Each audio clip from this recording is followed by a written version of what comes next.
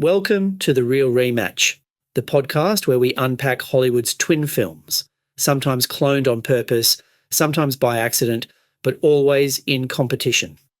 Today's matchup, Duelling Magicians. It's The Prestige versus The Illusionist, two films with strikingly similar plots, released just over 2 months apart. Which one triumphed at the box office?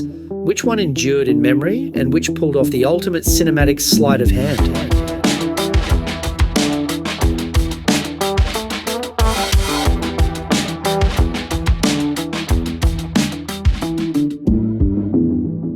Hey, Jeff, great to see you, man. And you too, Justin. How you been, my friend? Really good, really good. So I'm really looking forward to kicking off this pod with you. We've been talking about it for a little while, so it's great to be here and actually lay down our first episode. So Yes. Tonight, Jeff, we're going to go through Dueling Magicians, or Dueling Illusionist, to be more precise.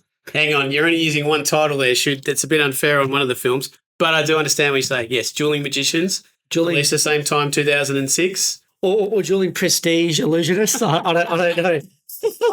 So look, 2006, two movies that were both based on novels, effectively, coming out at the same time. Like, again, this is how it happens time and time again in Hollywood. And we've chosen this one. You know, this one really sort of just jumped out as a good one to start with. But I mean, like, let's start to break this down a little bit. So we know they both came out in 2006. Jeff, do you want to take us through maybe just, some of the fun facts about, when these things were released and, what the box office was like and what the critical and audience reception was like? All right, so they both came out 2006.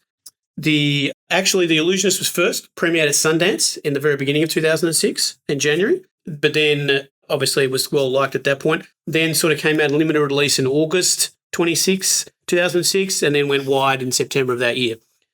Now, interestingly, The Prestige was only 6 weeks after that in late October, so there was very little gap, which is a bit unusual in some of these films because usually they might come out same year, but there's a bit of a bigger gap. This one quite close together, 6 weeks apart. So it's quite interesting that they were that far apart. But they both look critically widely praised, loved by audiences and critics alike, excellent reviews. So The Prestige sits about 77% on Rotten Tomatoes, 8.5 out of 10 on IMDb, and has a Metascore of 68. The Illusionist is at 73, 7.5 out of 10 on IMDb, and 68 for their Metascore. But the audiences love them as well. They've got like a 83, 92% scores from the audiences. Let me pump the brakes here, Jeff. So great overview, great facts. Obviously, pretty hard to separate these two, at least from a critic and audience perception. Do you have a favourite? You know what? I do prefer The Prestige, I got to say. It wasn't purely because I find The Illusionist quite dour and overly serious for what it is. And there's a little bit of, I don't know, The Prestige seems to, and I know it has its spoiler alert twist at the end that makes it slightly different, but I think The Illusionist being quite straight in the way it is and the colour scheme they used in it, it just seems a lot more serious and dour with this. An element of fun, but it's just the way they use the magic in The Illusionist seems to be, that's tied up a lot more in the story, I think, than maybe The Illusionist is. Sorry, I meant The Prestige. My apologies. So yeah, I got to say that's my preferred one in this scenario.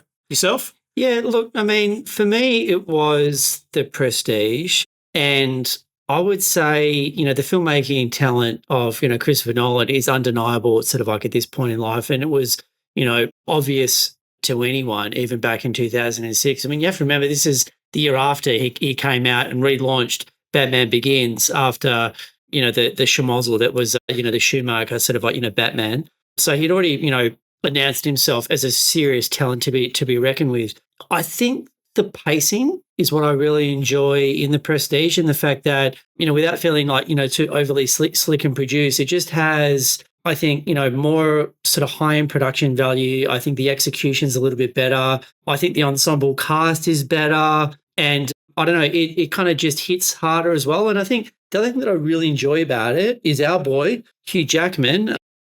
I think he gives one of his best performances I think he's ever. I mean, usually when you're seeing sort of like, Hugh Jackman, he's already in a very sort of, ensconced, character that's got a lot of lore and baggage and history. Obviously Wolverine, which he executes flawlessly, but has been doing that amazingly well over, the period of, two and a bit decades. Absolutely. But this one, I think he just like acts the living suitcase out of the role. And I think he just does a great job. And like, I mean, he's up against Bale.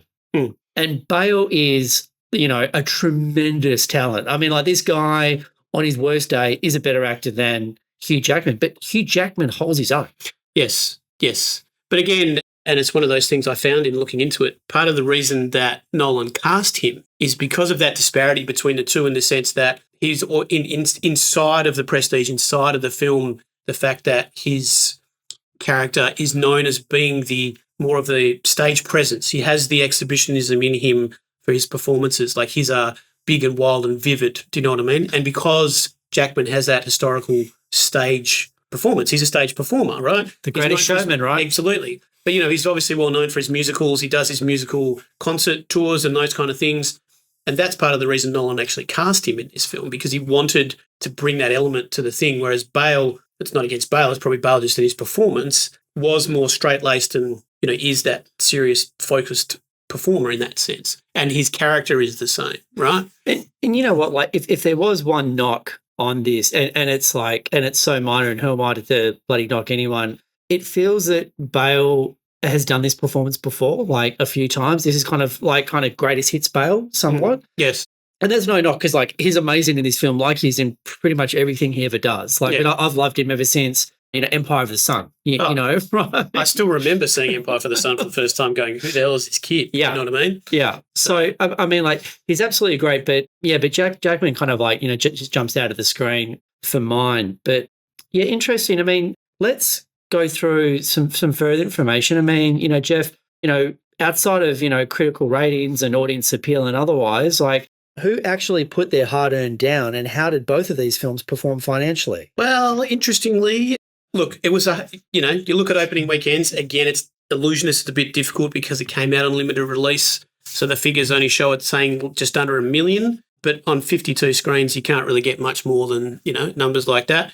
But, you know, the Prestige opens to about 15 million opening weekend. The Illusionist finished out at 40 mil domestic, international of about 48. So it grew out about $88 million, which is a pretty good result on a $16.5 million budgeted film, about 5.5 times its budget. The Prestige, on the other hand, ended with a 53 million domestic and international of practically the same, about 59. So it ended up with a worldwide of 110. So about 2.5 times its budget as it was, you know, in that sort of $40 to $50 million range. But again, these films did really well on DVD. This is back in the day of physical media when it was important and big. So they both took about $40 to $50 million as well on top of that in DVD sales. So from a sheer cost to return ratio, The Illusionist is the winner, but they've both done well financially, and I guess you can't call them, you know, having underperformed in any way, shape or form. So I think good results for everybody involved, realistically, you know. So, I mean, it's really fascinating to me because what it shows is that, you know, there was a ceiling how much these films were going to make, right? Like, I mean, both super solid films. Yes. Right? Both performed. I'd say, like, you know, Illusionist actually obviously outperformed, you know, from a financial perspective, if nothing else. Obviously, you know, the gross of Prestige worldwide was greater, right? But even with, to your point, you know, home videos, like, you know, be it rentals or sell-through and otherwise, they both kind of like broke even against each other. It just showed that there was probably an appetite that was capped. Yes. You know, for, you know, movies about illusionists, right? And it's funny. It's always like, you know, that joke where, you know, like you're at a party and there's some poor guy in sort of the corner trying to, you know, pick up a really attractive girl and he goes, hey, you know, but do you want to see a magic trick? It's like, you know what? Maybe that's going to hit. Maybe like one in 10, like, yeah. You know, maybe 1 in 8. Not in every time. But it's not a great strike ratio. Yeah, absolutely. Maybe if you're doing a party trick in front of an audience, that's a little bit different. But I think that kind of like bears out some of the numbers that you've just shared. So let's jump into this. So I mean, like, so both of these films were actually adaptations of books. Yes. Yeah, interestingly, which again, I must admit, look, for me, I hadn't seen The Illusionist before we went down this pathway. I think let me rephrase that. I'd seen a piece of it, but I'd never finished it. So for me, it was interesting to see it was that, but I had completely not realised that the Prestige was still based on a novel. So yeah, which is interesting because that's also, again, spoiler alert, because of the twist in the back end of the Prestige, is how it gets classified when you look it up online. Like it's listed everywhere you look. It's listed with a sci-fi tag, right? Because of the nature of the fact that it's about electricity, using that, creating the clones, etc., which is obviously considered a technological advancement. That part of the Prestige actually factors it in as being a sci-fi thing, and the novel itself is classified as a sci-fi story. That's interesting. But also, and again, just differently, the novel itself actually has a bridging device at the beginning and the end of it, which is set in modern day, which the film has removed, right? So, yeah, it's interesting from that perspective. But, yeah, both based on works, so clear adaptations. And I know that the author of The Prestige was involved quite heavily in the story and the beginning and, selling the rights to Nolan for his story. So let's get into that just a little bit more. So, The Prestige was a 1995 science fiction mystery novel by Christopher Priest, right? Telling the story of a prolonged feud between two stage magicians in the late 19th century. Its main structure is that of a collection of diaries that were kept by the protagonist and then later collated, and obviously that's used as a plot device within the movie as well. Whereas if we move over to The Illusionist, it was actually based on a short story called Eisenheim the Illusionist. It came out in 1989 by a gentleman by the name of Stephen Milhauser and tells a kind of like pseudo-biographical tale of a magician named Eisenheim who captivated audiences in the late 19th century Vienna with his increasingly complex and unsettling illusions. And again, the story explores themes of illusion versus reality, social boundaries, power, spectacle, and it's all set against the backdrop of the crumbling Austro-Hungarian Empire. And I've got to say, I do love, be it, theatrical productions or movies or novels that is, more of a personal sort of like smaller story that is set against the backdrop of, some amazing moment in history or time or just some other, level of intrigue. Like one of my favorite, musical theatre productions of all time is Les Mis, right, by Victor Hugo, set in the backdrop of the French Revolution, right? But it is a contained story and like these two, two, personalities, facing off against each other. And that's really nice, because I have a lot of those things to draw from when I'm actually watching The Illusionist. So, I mean, I did enjoy that, right? And, it's interesting. I mean, I guess for me, the other interesting thing is, to your point, around The Prestige. So, Christopher Priest, I think he wanted Sam Mendes. Yeah, and the story goes that originally back in the mid-90s when, I can't remember the company who wanted Mendes to do it, and Mendes was interested in doing it, but then the production company said, we've got this great new young director up and coming. His name's Christopher Nolan. He's made this film called Following. Sent the VHS, because we're talking VHS period when that happened, to Christopher Priest, who saw it and said, I like this kid. Yeah, I'm happy for him to make my film. So, and that's how long it took from back in the mid-90s until 2006 for Nolan and Priest to get it together to become what became The Prestige. So, yeah, so it's really interesting that he wanted to give, I guess, kind of like a younger upstart or otherwise a bit of a shot. Obviously, both directors are British, so that was obviously a key factor in kind of influencing who he chose and otherwise. Yeah. And it's really interesting because, I mean, like Sam Mendes, obviously, he did like what, American Beauty in 99. And I've got to be honest, I love that film and I thought it was amazing when it first came out. For my sensibilities and maybe the way I've aged or whatever the case may happen to be, for me personally, that film's aged badly. Like it's not that, oh my God, it's amazing. I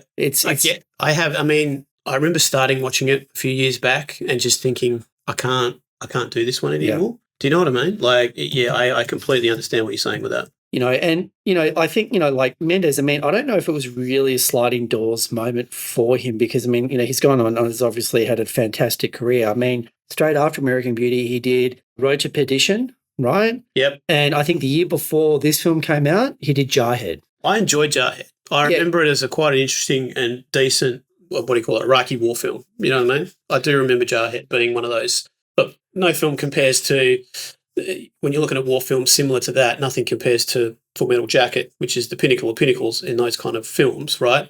Young men in the middle of it. But Jarhead's still a really strong similarity film, but based in Iraq and Afghanistan and those places, right? So So I think kind of like coming back to sort of like the films, I guess the contrast that I had up there is that there wasn't really sliding doors moment. Like, Sam Mendes went on and had a fantastic directing career, and, he obviously did Jarhead just before, maybe Jarhead, I should say, just before, and maybe he accelerated development, Revolutionary Road, sort of whatever. So, I mean, like maybe had a small gap and it was a window and took more time developing that next thing.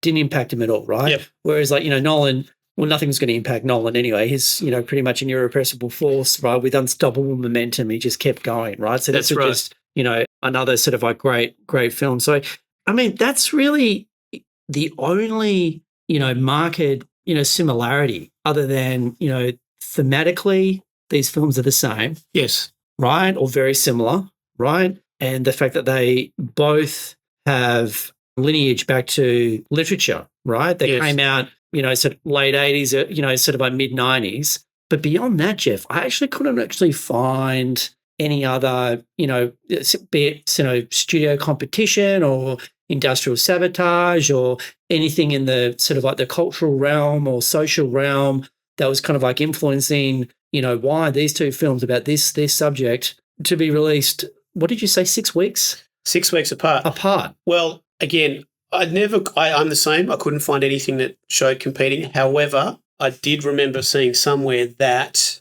I believe the Warner Brothers moved up the Prestige. So it was due to go mid to late November to go into that end of year Thanksgiving Christmas period in the US. Yep. But they actually brought it up several weeks into October, which is probably the only slot they could find it at the time. Again, was that a move to compete with The Illusionist? I don't know.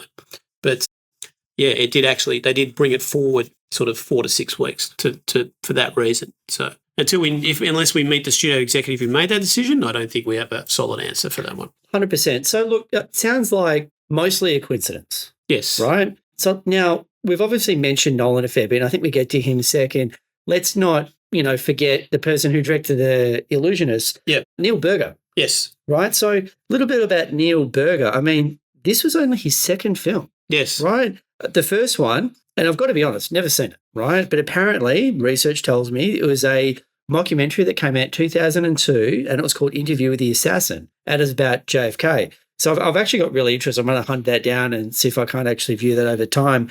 So then he does The Illusionist in 2006. What does he do next, right? So after this, he does The Lucky Ones in 2008 with Michael Pena, Rachel McAdams, and Tim Robbins. It's about 3 Army vets returning from Iraq. I don't actually think I've seen that one either. And it was interesting that I've seen either. You mentioned Jarhead, so there's a small kind of, I guess, element of, connective tissue, at least with the Mendes element, even though he was attached to Prestige, not The Illusionist, but I guess another coincidence. But the interesting thing that jumped out at me about Neil Burger and why I think I had a small recall as to his name was the third film he did was Limitless with Bradley Cooper and Robert De Niro. Yes. I thought that film was amazing, right? I mean, I love that film, right? Yep. Anyway, let's not litigate that because we're not to, but the other interesting thing about Burger and his career, he directed Divergent, which I actually didn't mind. I didn't mind Divergent I thought Divergent out of all those in that series, that was probably the best one. The strongest, yes. 100%. Yep. And apparently he also did 6 episodes of Billions. Yeah. And the connective tissue tying back, and I think is that Brian Kaufman and David Levin is Levian. I should probably have checked that before I actually mentioned those people's names. Apologies in advance if I've butchered it. But the producers, they were, I think, part of the producing team, at least for The Illusionist, and obviously they wrote and I think produced Billions as well. So obviously they formed a really strong professional relationship that has lasted roughly 20 years. So I think that's really interesting. But that's kind of it that really jumps out in terms of, Neil Burger and sort of like his career and otherwise. So let's jump over to, I think, am I fair in saying, I guess, one of our favourite directors? He's up there, definitely. Well, how about we put as one of our favourite modern directors? Yeah, okay, that's a really good qualification. Because we've been doing this, we've been watching films for a few years, let's just put it, right? And, look, I mean, there's not much more that we really need to say. I think a lot of film aficionados, know exactly who Nolan is and what his, CV looks like. But, just really quickly, he did this film in between Batman Begins and The Dark Knight. Yes. Right? So this, and not to say that, he wasn't, impassioned and didn't want to do Batman or whatever, but this kind of feels like a one for him.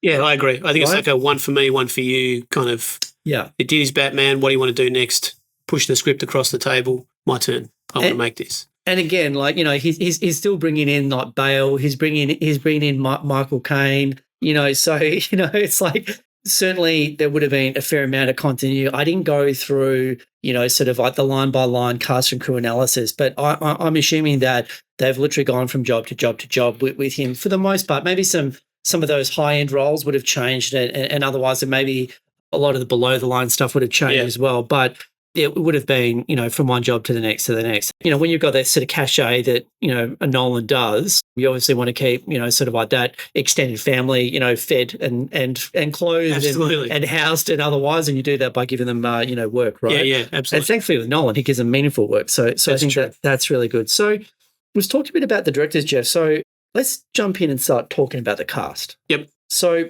Illusionist. Yes. You know what? This movie made me somewhat nostalgic and reflective on Ed Norton. Yeah, okay. Edward Norton was really, really important to me in the 90s, right? I mean, I don't think anyone's come out with, or at least his kind of like, you know, top 10, you know, sort of inaugural film performances where, you know, he came out with Primal Fear, right? Yes. Shot the absolute lights out. I mean, absolutely incredible performance. And then, you know, has this huge run from 96 to 2003. That's what I call peak Norton. Yeah. Right? Okay. So this comes post peak Norton. And that's really interesting because like he was at the pinnacle for mine, right? I mean, especially like, you know, Fight Club. I mean, like what other, you know, Gen X male who liked movies didn't love Edward Norton and sort of Brad Pitt, you know, around the same time. You know what I mean? It's Tyler Durden and Tyler Durden. 100%. Julie Durden's. Yeah. So, but this comes out after that. Right, about three years after. And like, you know, the last big movie that he actually, you know, had was obviously Italian Job, which came in 2003. He had a very small role in Kingdom of Heaven in 2005 and wouldn't do another big film again until he did his version of The Hulk, which was The Incredible Hulk that came out in 2008, right? Yeah. I guess, you know, and again, who am I to be making sort of like these observation or characterizations? But, you know, again, armchair critic, right? Monday morning quarterback, as the Americans would say. At this time or period of his career, like the shine had come off him a bit, right? Like he wasn't, you know, to paraphrase, you know, a line from Fight Club, he wasn't the all singing, all dancing, you know, sort of like superstar, you know, supernova talent that he was in that period where everything he's into, you know, sort of touched turned to gold. Yeah, absolutely. Yeah, and he was like, it was one of those things, wasn't it? He kind of just, like the Italian Job, like you said, was probably the last big one he did in 2003. And okay, it was okay, but it wasn't fantastic. Do you know what I mean? I mean, there's a decent enough remake of the original, but not super. But maybe that was it. Maybe, and I could be talking out of school here, but I seem to remember he almost didn't want to do that job. Or didn't have a great time doing it. I remember reading something along those lines about the Italian Job. So I wonder. I mean, potentially, look, maybe it was like I've done this. I've gone a decade flat chat, hardcore. I've put not 100%, but 150, 200% into every role I've done, and I'm just tapped out. Potentially, I don't know. Or maybe he's reached that point and just gone, now I'm at that point now where I can just stop and go, I can pick and choose my roles now. I'm comfortable enough that I can pick and choose my roles, and I'm just going to do what I want to do, not to pay for the house up on Sunset. Do you know what I mean? Potentially. I mean, who's to know? We can't, again, unless Ned Norton's in the room, we have no way of knowing, right? I mean, speculation can be dangerous, but it's also a little bit fun. And look, it's a bit naughty, man. I haven't actually got the research to hand, but just as you were talking, I also have vague recollections that I think around that 2003 period, I don't know if it was a little bit before, a little bit after, but it was around about the time that Salma Hayek did Kahlo, about Frida Kahlo, right? I think they were dating for a little while. Right? Yeah, right. Okay. Now, I think that only went on for sort of like a few years, but, you know, I think if you lose Salma Hayek, you know, say from your life as the significant other, yeah, you're certainly starting to question maybe some of the choices that you're making in life and otherwise, right? Yeah. Who knows? We'll never know, to your point. So let's get into some of the other cast. We've also got Jessica Biel. Okay. She looks amazing. I've always really enjoyed her. Anytime I see her on screen, I'm happy to see her, and otherwise, I don't actually remember her from too much. Like the only role for her that really sticks out in my mind, and that's why it was great. It was a pleasure to rewatch The Illusionist because I haven't seen it since it probably first came out, right? And even then, I probably would have seen it on, you know, DVD back in the day or otherwise. But Texas Chainsaw Massacre remake that came out in 2003. Yeah, right. I mean, she was fucking great in that. I mean, look, I know, you know, some people don't necessarily have the same affinity for horror films, that I do. I mean, I know that, I sort of enjoy them a bit more than you, but I thought she was fantastic in that role. And that role always sticks out to me. And I know she's been in a whole heap since. Yeah. Right? I think she was even in a TV series that came out 5, 6, 7 years ago. And I think she was quite amazing in that. I only watched the first few episodes, and for, I don't know, reasons that didn't quite gain purchase in my mind, so I didn't want to continue down that path. But it was great to see her in this. And, like, I think given the right set of circumstances and otherwise, she's great to have on screen, real charisma, real energy, and, pretty easy to look at.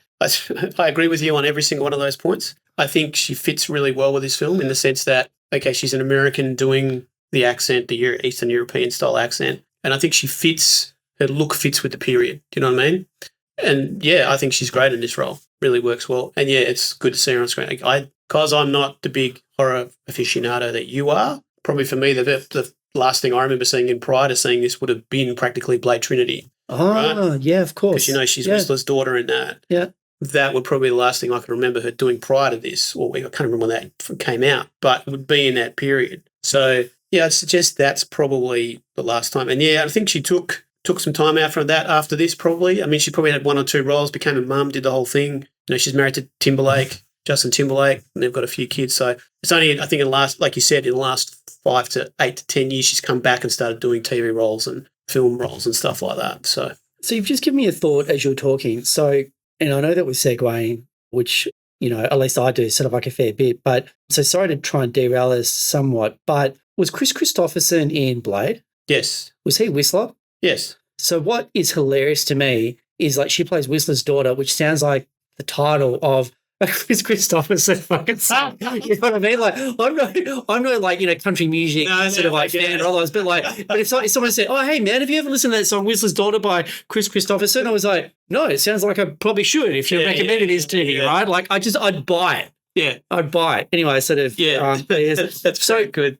The elephant in the room that we're not talking about cast-wise in The Illusionist is, dare I say, our boy, one of our boys, Paul Giamatti. He is, in terms of if you go about who is the best person, who stole the show across both of these films, for me, it's Giamatti. Okay? I know I've said I prefer The Prestige over The Illusionist, but in terms of who stole the show throughout both of these films, for me, it's him. He's always, the man's always on point. There's nothing, even when he's doing films probably for the money, he still goes in there and hams it up, and you just look at it as pure Giamatti, right?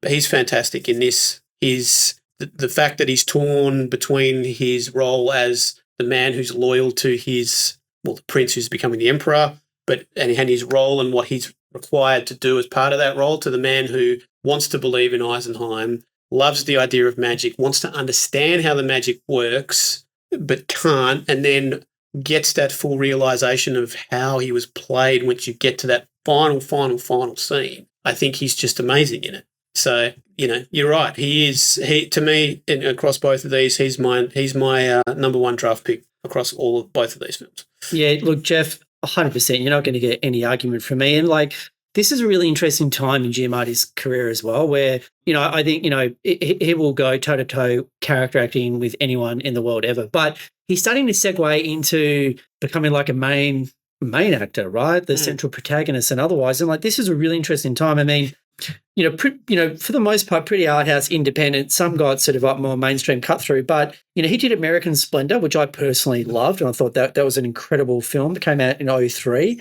He did Sideways, which is one of my all-time sort of my favourite films, and I think you'd be hard pressed to find a better Giamatti performance than him in Sideways. Yep. Then he does Cinderella Man, right? Again with our boy Russell Crowe in 2005. He does this film. In 2006, I mean, he is on an absolute tear. He is again, I used the term supernova earlier in the episode. I mean, he is white hot. Yeah. Right now. And to your point, he, steals the show, but he doesn't do it in a showy way. He never does. No, and and you're right. I mean, he's other than, I mean, probably for me, and it's the one he did the following year, these two big over-the-top performances as the Rhino in Spider-Man 3 and as the chief bad guy in Shoot 'Em Up, which was 2007, so the film after, so the year after this, right? Where he's just, but that's unusual for him, is what I guess my point. He never sort of is full in your face, like bigger than big in most of his roles. You're right. He plays it the way he plays it, but he's just always exceptional, no matter what. Exactly. You know what I mean? So it just brings a gravitas to everything that he does, and I think everything is happening on a very, nuanced and intellectual level. Like he's really given a lot of thought as to what he's doing, what he's not doing, and just, there's really just kind of like a weight, to everything, and every decision and otherwise, without being conscious of those decisions being made. Like he just put the work in, and I think he puts the work in at every role that he does, and that's why, at least, for you and I, and, no doubt, countless of others, he's so imminently watchable, I think, in just about everything that he does. So absolutely. The only other person I want to mention from a cast perspective from The Illusionist who popped out at me is Rufus Sewell, who plays, is it Prince Leopold, Crown Prince Leopold? Yes. Rufus Sewell, I mean, he sort of popped up and I think, had, a really, really solid, but maybe not remarkable career, sort of over 3+ decades, which is an achievement in and of itself. But to me, he'll always be the main guy in Dark City. Yeah, okay. All right. So it's probably the first thing I seriously remember him in. I mean, I'm sure you've seen him in British TV for years and years prior and since, but you're right, absolutely. Yeah, I've fully from Dark City. So, so I was like happy to see him. Yeah. Like, oh, hey, it's the guy from Dark City, right? Yeah. It's like just happy to see the guy again. So, really solid cast. Oh, absolutely. So why don't we do, because this show's all about, comparative analysis. Yes. Why don't we jump over and do the same thing now for The Prestige, Jeff? All righty. Still very strong cast. I mean, we've already spoken about Bale and Jackman. You've got Michael Caine being Michael Caine as the setup man.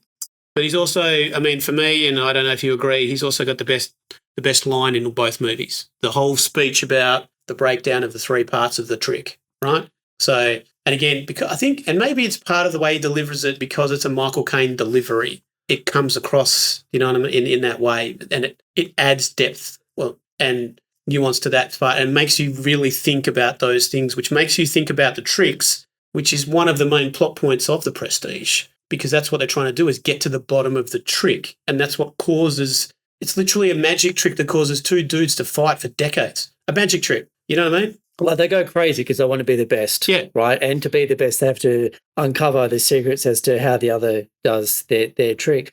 So you mentioned a great thing. I love when there are lines organically that will repeat the title of the film within the film, right? Now, I don't want to put you on the spot. Hopefully you've got the quote somewhere.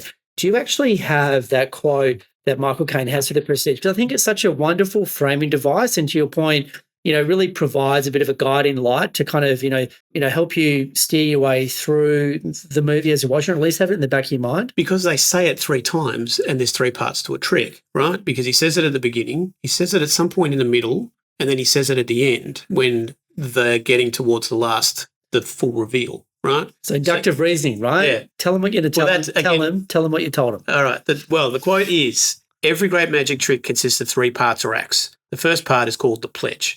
The magician shows you something ordinary, a deck of cards, a bird, or a man. He shows you this object. Perhaps he asks you to inspect it, to see if it is indeed real, unaltered, normal. But of course, it probably isn't. The second act is called the turn. The magician takes the ordinary something and makes it do something extraordinary. Now you're looking for the secret, but you won't find it, because of course, you're not really looking. You don't really want to know. You want to be fooled. But you wouldn't clap yet, because making something disappear isn't enough. You have to bring it back. That's why every magic trick has a third act, the hardest part, the part we call the prestige, right? Outstanding. Now, obviously, I can't deliver it like Mr. Michael Caine can, but again, and it also, and it's, I think the big thing about this film is once you go back to the prestige and see it again, or if you think about it afterwards, this quote, the entire film is set up and payoff once you know what's coming, right? Then see where every single signpost, when you watch it again, every single signpost is literally in front of you, but you're not looking for it. You're literally in the turn.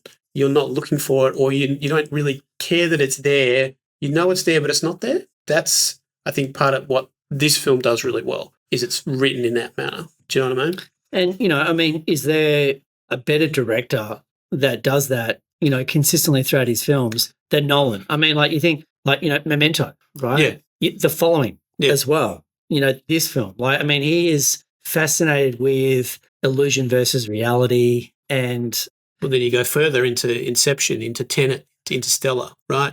And it continues. And exactly. And then the fact that, things can happen in nonlinear manner, right? And things can be circular, right? And, memories and, are subjective, right? And, that can lead to, other, things being explored or being revisited, either in sequence or out of sequence, depending on which perspective you're coming from. Like, it's really, really interesting the way that he plays around, with that and has that as a central theme, throughout his novels. His films. I mean, like, the other guy who really sort of jumps to my mind, who always plays around with perspective, is De Palma, right? But Nolan, like, he takes it to a brand new level, right? Because, he's playing around with, temporospatial dislocation, like, consistently throughout all of his films. And, like, the whole magic trick element there, just when you were speaking about it as well, it's like, it's almost like M. Night Shyamalan must have that, written on a Post-it on top of his laptop or in his study, wherever he does his screenwriting. And he's an exceptional filmmaker, don't get me wrong, but, like,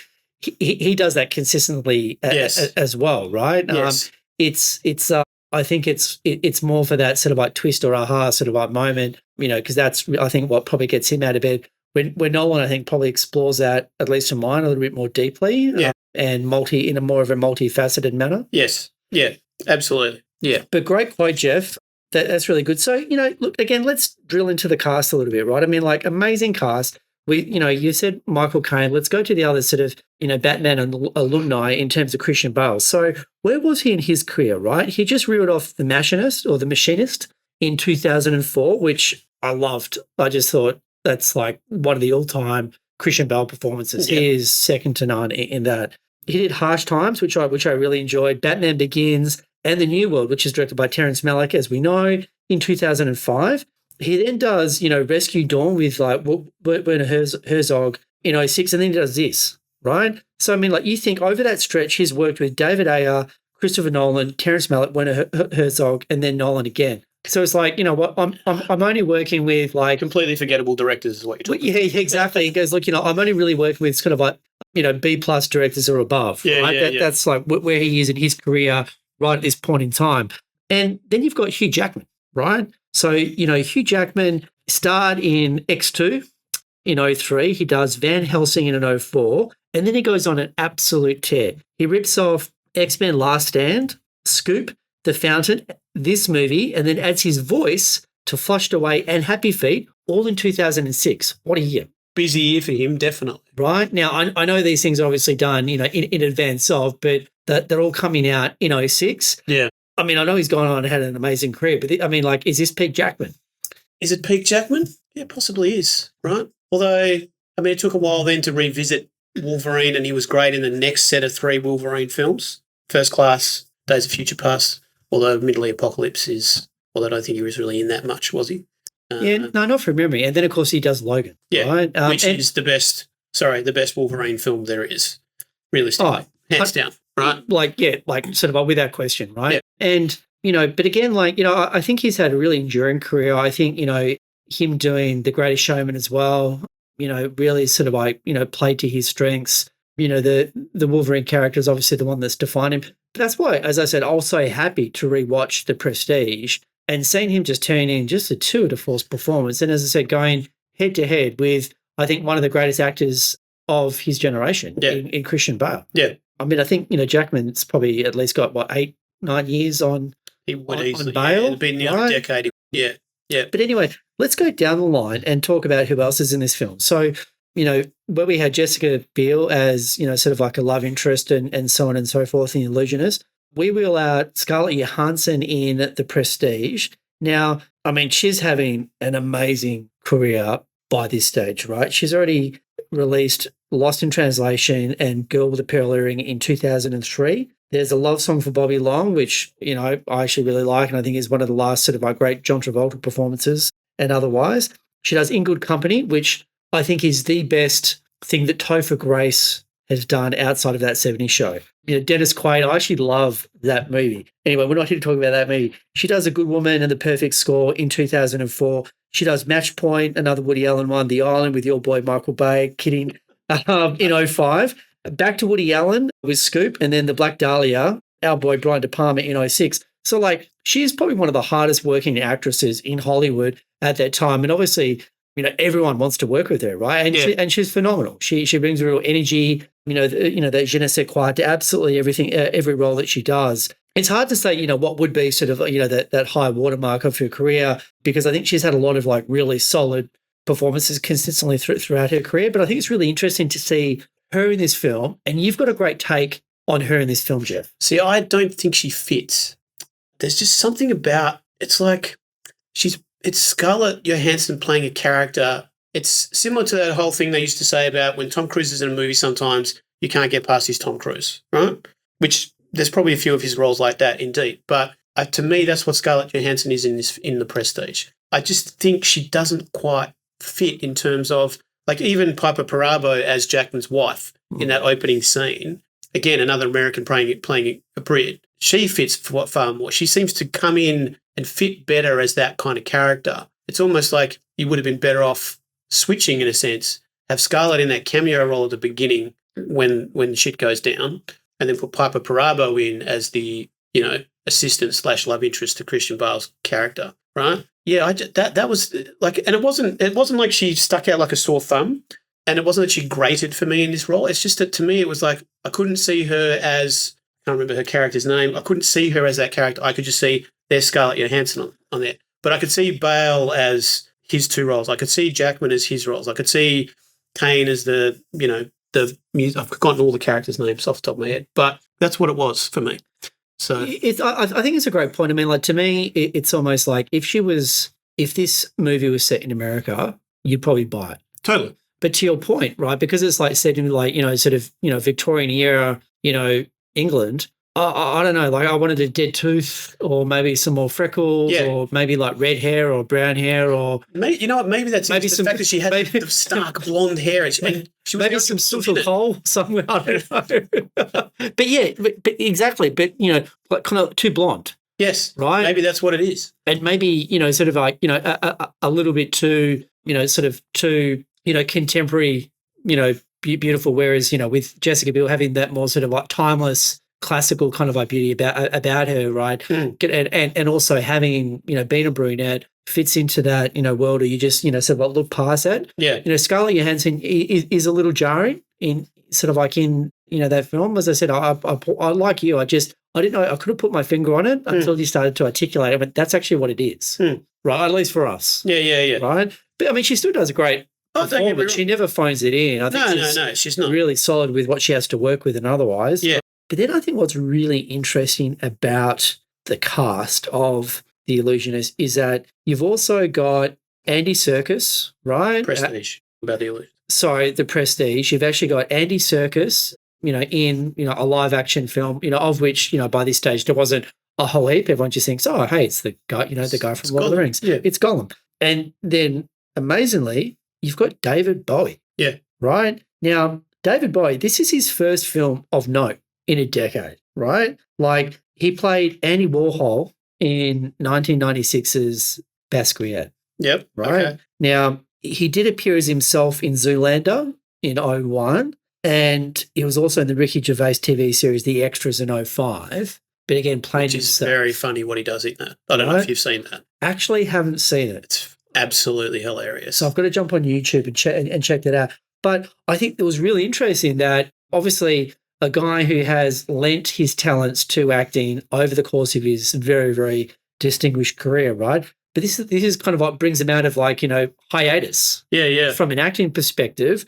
And, I think you've got some really interesting research on this, right? Yes. So I do know that in terms of casting, the only person that Nolan had in mind when he was writing any of the film was Bowie as Tesla. And the reason he wanted that is because he wanted this iconic performer playing the iconic inventor, right? And that's it. So he wanted, like, there's that really big entrance when he walks through the electrical field straight out. He just comes out of nowhere and there he is, right? And it's like, it's an entrance. It's Bowie playing Tesla, right? And he's not over the top. He's not doing one of his late 70s performance pieces or anything like that. He plays it very straight and is great. I think he's great as Tesla. But he was the only person that Nolan had in mind when he was writing the film.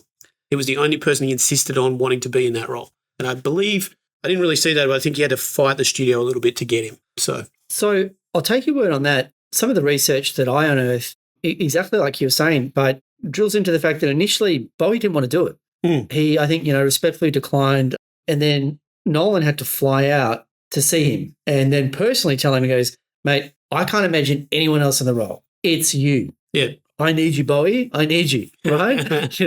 Please come and do this. And, David Bowie obviously probably loved that impassioned plea or otherwise, or was able to look into the whites of Nolan's eyes and, saw, authenticity and said, you know what? Let's do this. Yes. Right. And what a great decision for both of them. Oh, absolutely. Yeah. Because I think, again, it is like he wanted that iconic person playing that iconic person. Right. So it fits in perfectly with what the film, and what's in 3 scenes, maybe 4? Yeah, I think that's about right. Because even when they bring the Tesla coil to the show in London, as the one scene when they both go to see the Tesla coils playing, that's Serkis. Tesla's not there. It's only Andy Serkis' character.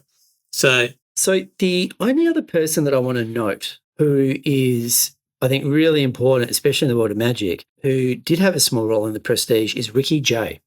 So, Ricky Jay, I think he plays Milton, who's a stage magician, which is, kind of interesting because I don't think he actually performs stage illusions and what he usually does. He's really kind of like a sleight of hand sort of like magician and feigns himself in that. Now, this guy, I think he's one of the greatest, if not the greatest magic historian of all time. He's a Guinness record holder. He's a really accomplished, close-up, performer, as I said, with the sleight of hand sort of stuff that he does.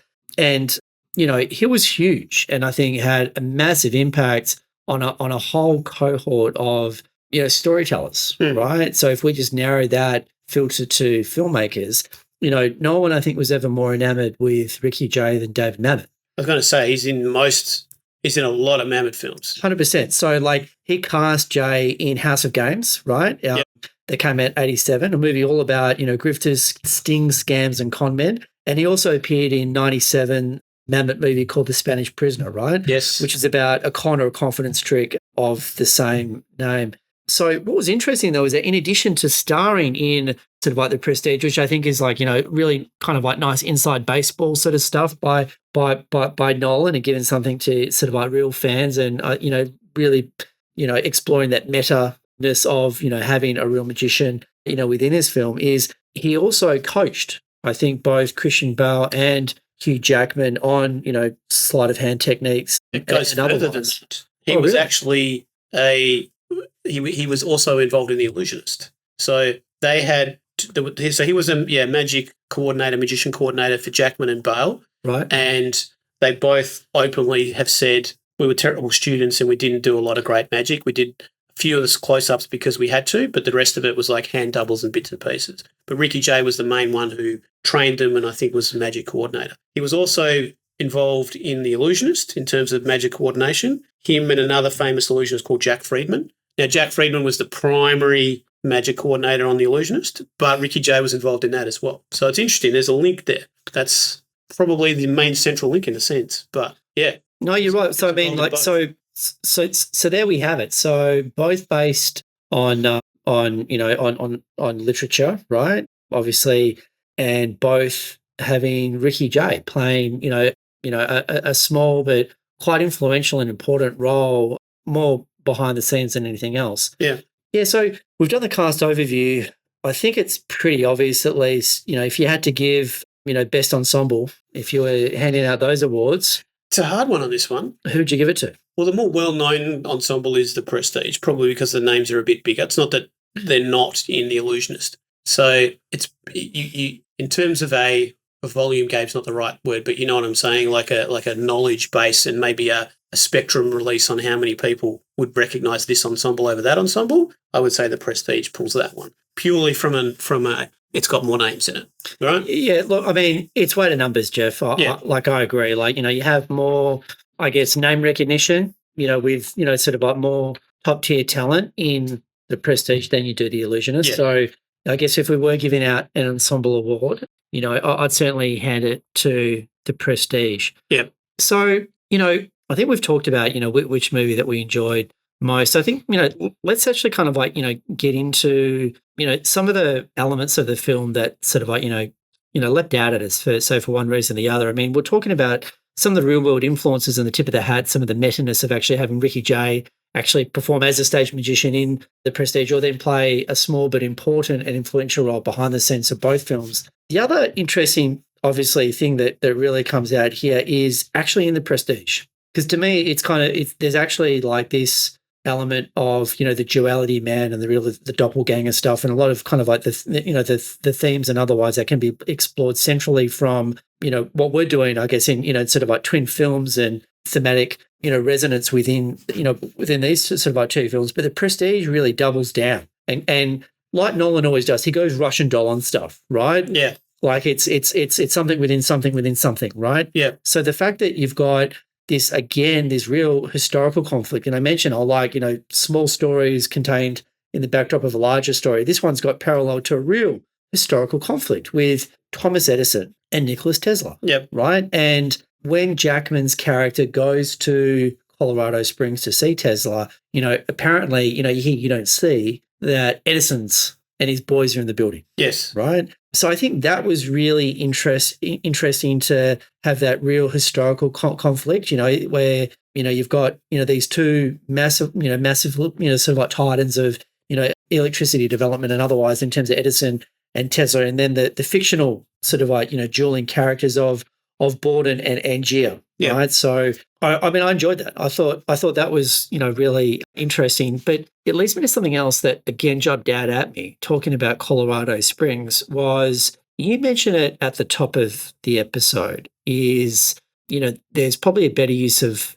sort of like color. The Illusionist is somewhat muted. Prestige does use color a little bit more. But again, the Prestige itself, for mine, it was, very earthy colors and quite muted and otherwise, with the exception of Colorado Springs. And this is why I find that so fascinating in terms of, not just that's where, there's Edison and Tesla and otherwise, but for the first time, when Angier, who's Jackman's character, arrives at Colorado Springs, he's in a green buggy, and you notice that green buggy. And then, again, for a film that doesn't have a lot of color, you notice it when it's present or when it's absent, right? And then he comes to reception when he's checking in, and then you notice the green fern. Yeah. Right? So obviously, the symbolic nature of green, meaning envy and otherwise, and he's obviously going there to become a better magician. And in the backdrop, you've got these two dueling, electrical, I don't know if they were, scientists, physicists. I don't know how you want to respond to that sort of from a historical nature, but I thought that was really interesting because that was the only time in the film where color jumped out at me because it wasn't, massively apparent throughout the rest of the film. Yeah, that's true. That's true. No, it is definitely, I think, like you said, they're both muted color palettes. I think the Illusionist far, far more really goes into that almost sepia tone in its world, you know what I mean? But yeah, it's a very good point. Yeah, and you really, actually, another big thing is when they bring him into the room after Edison's boys have destroyed Tesla's lab and he comes back and they go, oh, we didn't have to tell him, we forgot to tell them what he left behind for you in the ballroom, right? And when you walk in there are there's quite a bit of greenery in that as well, I seem to remember, around the edges of that ballroom. Is the actual machine device itself green? A little bit of green on it? I don't remember. I'd have to go back and look. I'd have to, I mean, like maybe that's one for the rewatch. But again, sort of like going into the layer cake of, sort of the thematic element of, duality and doppelgangers and so on and so forth. We talked about, real versus fictionary sort of like, characters, really sort of, going, head to head with each other and what have you. Then, it gets even more fascinating with the fact that, the reveal, and spoiler alert, but the reveal of Christian Bale actually having a twin, right? And then Hugh Jackman's character, obviously he tries to, find someone who actually, will look like or pass like a twin for him, right? And then the Tesla creation that he ends up getting or purchasing or is gifted to him or however that is characterized, literally creates clones of him. Yeah. That he invariably, uses disposes of. kind of like short-term matter, right? So like it's like just really interesting. Like Nolan really just doubles down on those themes. Whereas go back to the Illusionist, right? And it's do you trust what you see? What is the the difference or the separation between illusion and reality? And like the thing that I love most in the Illusionist, and I've got to admit, my favorite trick and my favorite moment out of both films is actually in The Illusionist, right? And it's the orange tree trick. Yeah, right. how it just seemingly grows from nothing and then grows into sort of like a full orange tree. So apparently, in the research is that was made famous. It was a real trick, and it was made famous in France by a magician by the name of Jean-Eugène Robert-Houdin, right, in the 1840s, right? And, that got me thinking, who is this guy, Houdin? So the only other real life inspiration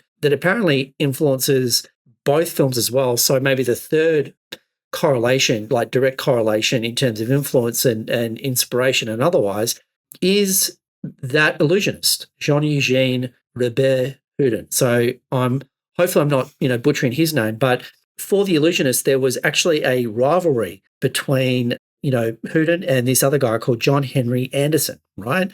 So, there was, that actual rivalry. So who knows how much of that really made its way through. Obviously, in the Illusionist, it doesn't really come out that strongly because it's more really a story of like a guy finding, his long lost love and otherwise, which we should litigate in a moment. Yes. But then the Prestige certainly does, right? That because it really does. I mean, that is the whole film, right? Plays on this, rivalry of these, stage musicians and so on and so forth. And what was interesting though is that, again, in the research is that as opposed to say dueling, or rival stage illusionists or magicians or otherwise, there was, again, Russian doll, as Nolan's want to do, is that between Houdin and his mentor or alleged mentor, as the research says, a guy called Turini, right? There was, potentially some additional rivalry between his manager. Now, there's speculation as to whether or not that was a real character or otherwise. And obviously, if it was, that's the Michael Caine character in the Prestige. But that's really kind of like what I found, that sort of jumped out at me. But again, it raises a good point around what jumped out at me with The Illusionist. And you and I spent a bit of time talking about this. The central theme is, you've got Eisenheim, who had this amazing, summer or otherwise when he was, 12, 13, 14 or whatever he was. Very young Aaron Taylor Johnson. Right? Or maybe he was 16. Yeah. Or whatever it was, right? Has this amazing summer otherwise with, Jessica Biel's character. Doesn't see her in 10, 15 years at least? Yeah. And then turns her life and his life upside down, and she does the same to, reanimate that union. Yeah. Right? Because that was obviously their one sort of like true love or otherwise. That was probably the thing I questioned most. Well, as I said, I think when we discussed this the other time, it's like it's almost too coincidental in a way. And I know coincidences happen in films, but they shouldn't in a way because it detracts from the story a little, is that when he's doing the show for Rufus Sewell's character, when he first comes to see him at Eisenheim and does the performance, and then, I need a volunteer. And it's him who actually picks her. He goes, I'm going to pick and you will do it for this person. And it's just randomly out of a room full of 200 or 300 people is his long lost love he hasn't seen in 15 years, right? Right. Since, do you know what I mean? Do you see how that's just a little bit too coincidental? And then they come up, it's like their eyes lock, it's like, and then you could probably have some, if you really wanted to go to some really bad movie cliche, just they're like, flashback, bit of, soft screens of them two in the barn again or whatever the hell it was. Do you know what I mean? Yeah. But there's that connection and it comes back and then that leads down the pathway to what the rest of the film is, right? That was probably, maybe the extending extending disbelief a little bit too far. Yeah, you know what I mean? You're suspending disbelief maybe a little bit too hard in that regard. Very tenuously. But you know what? I mean, like beyond that, both, again, really solid films, not really much to pick apart. I mean, you can get into minutiae of weeds and start to call out, sort of like, various, be it sort of like, continuity issues or, historical, sort of, accuracy issues or even some of the plot devices that we use that maybe sort of like weren't. But I think on balance, I think both of the films super solid. Absolutely. That was the only one that really, other than the miscasting, I think for you and I at least, of Scarlett Johansson. Yeah.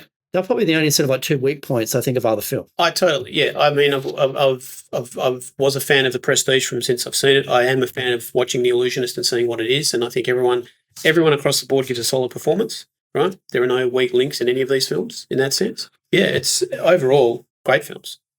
So Jeff, I think we're almost at the end of really, the analysis of both of these dueling Illusionist films as we've characterized them.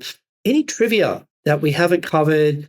I mean, I've got one that I'll lead with if you want. Sure. And I'll throw it to you, but I think we've been pretty comprehensive in our coverage, but some fun facts. Yep. Right? Two ones that jumped out to me with this. So first of all, the main characters in The Prestige, right? So Alfred Borden and Robert Angier spell Abra, as in abracadabra. Boom, right? I thought that was kind of cool. Clearly not a coincidence because Nolan's a genius, right? So well done to him. And the other interesting thing that I also found is that, when Alfred Borden is in prison, his inmate number is D23. The movie was released by Touchstone Pictures, which is a Disney subsidiary, and D23 is obviously the official Disney fan club. 23 refers to 1923, the year that Walt Disney opened the Walt Disney Studios. So I thought that was super cool. And then I looked a little bit more into, if there was any other sort of like connective tissue around studios and otherwise, and I found that this was actually, The Prestige was actually a collaboration between rival studios. So usually fierce, sort of adversaries or otherwise in terms of the competition for eyeballs or hearts or people who have got wallets to purchase merchandise and tickets between Disney and Warner Brothers. And apparently it was only their second collaboration since 1988's Who Framed Roger Rabbit. There you go. So I felt that was a little bit interesting. And the only other thing I wanted to call out was, as of 2024, this is the only non-Batman film that Nolan and Bale have done together. Oh, there you go. Yes, of course. So that's me kind of putting a fork in the pod. But over to you, Jeff.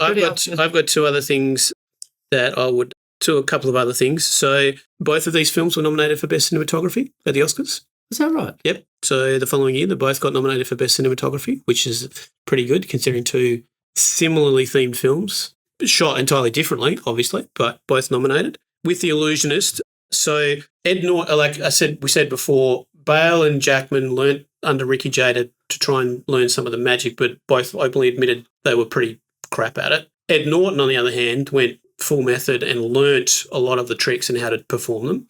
He was trained by another illusionist called Jack Friedman. Now, Jack Friedman was the main magic coordinator on The Illusionist in the terms of being there and help coordinate everything. He actually insisted that certain camera angles weren't used to protect the illusion because he didn't want the camera to be in a way that would give away how a good magician never reveals his secrets. He insisted that the camera was only placed in certain positions to protect the actual illusion itself, right? So that was good. And the only other last thing I have is that in the love scene in The Illusionist, they did it completely like 1940s and in the midst of that 1840s, lit it all with kerosene lamps, which basically filled the room with smoke and no one could see what's going on. So they'd have to do a scene.